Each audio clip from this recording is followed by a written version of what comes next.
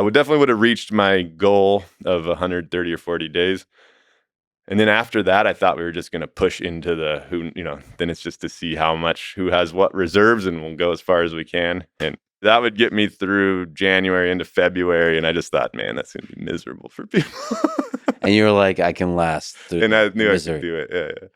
Yeah. What aspect of that is miserable? The hardest thing for me would have been the boredom, because it's hard to stay busy when it's all dark out, when the ice is 3-4 foot thick, you can't fish. And I think it would have just been really boring. You would have had to have been a real Zen master to push through it. But because I had experienced it to some degree, I knew I could. And then I think things that you start thinking about family and this and that in those situations.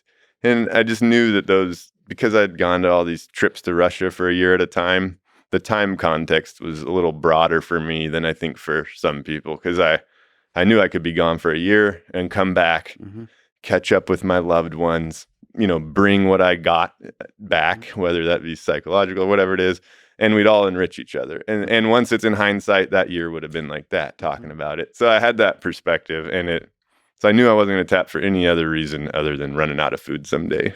So that was my stressor. And then, so you're able to, given the boredom, given the loneliness, kind of zoom out and accept the passing of time. Just let it pass. For me, I like to be active. And so I would try to think of creative ways to keep my brain busy. We saw the dumb rabbit first skit, but then I did a whole bunch of elaborate Normandy reinvasion, invasion reenactments and stuff. Nice. Every day I would I got to think of something to make me laugh, and then do some stupid skit. And then that would fill a couple hours of my time. And then I'd spend an hour or two, few hours fishing. And then you spend a few hours whatever you're doing. Would you do that without a camera? Yeah. Oh, no. The skits. Funny question. That's a good question. I don't know. I actually don't know.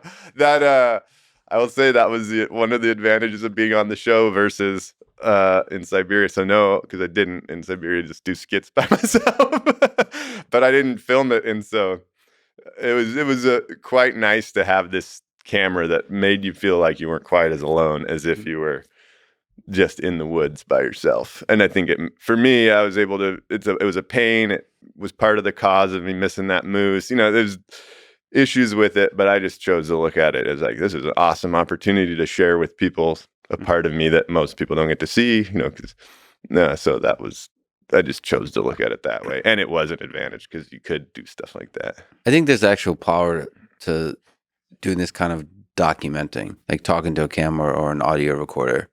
Like that's an actual tool in survival.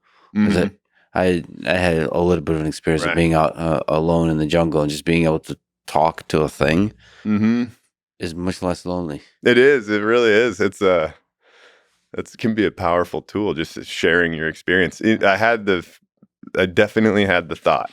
So going back to your earlier comment, but I definitely had the thought, if I knew I was the last person on Earth, I wouldn't even bother. I wouldn't do that. I would just probably not hunt. I'd just give up, I'm sure.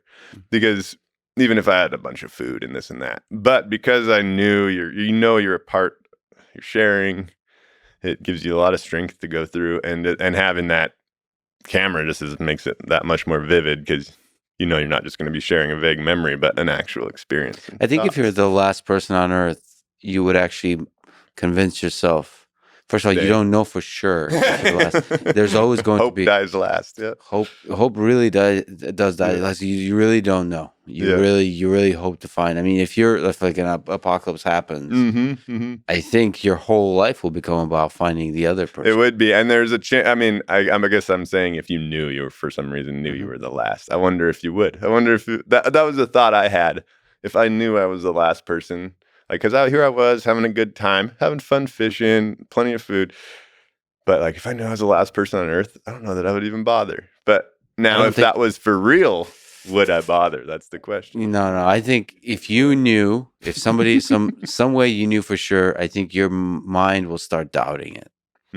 that Interesting. whoever told you you're the last person, whatever was lying. Right. The power of hope might be more More stronger powerful than I accounted for in that situation. Also, you might, if you are indeed the last person, you might want to be documenting it for once you die, an alien species comes about, because whatever happened on Earth is a pretty special thing. And if you're the last one, you might be like the last person to tell the story of what happened.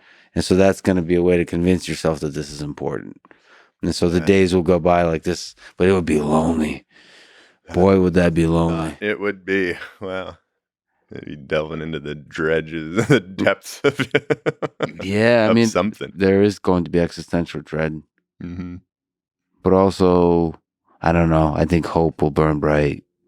You'll be looking for other humans. That's, one of the reasons I was looking forward to talking to you. Things I appreciate about you is you're always, not out of naivety, but you're always choose to look at the positive. You know what I mean? And I think that's a powerful mindset to have. I appreciate it. Yeah. That'd be a pretty cool survival situation, though, if you're the last person on Earth. If you could share it. If you could share it. Yeah.